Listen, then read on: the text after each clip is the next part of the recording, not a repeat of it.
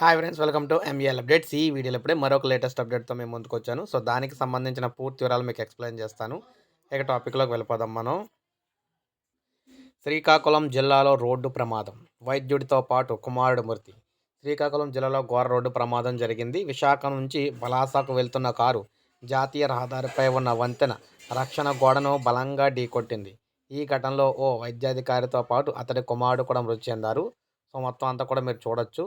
అయితే ఈ ఘటనలో కారు నడుపుతున్న పలాస ప్రభుత్వ ఆసుపత్రి సూపరింటెండెంట్ మడే రమేష్తో పాటు అతడి కుమారుడు కూడా సంకల్ప అక్కడికక్కడే చనిపోవడం జరిగిందనమాట. వైద్యాధికారి భార్య ప్రసన్నలక్ష్మి, కుమార్తె శైర్య తీవ్ర గాయాలైతే అయినాయి. వీరిని మెరుగైన వైద్యం కోసం శ్రీకాకుళం తరలించారు.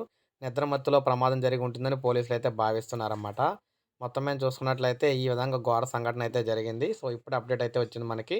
ఒక లైక్ చేయండి. సబ్స్క్రైబ్ చేసుకోకపోతే మన ఛానల్ సబ్స్క్రైబ్ చేసుకొని ఫాలో అవుతూ ఉండండి.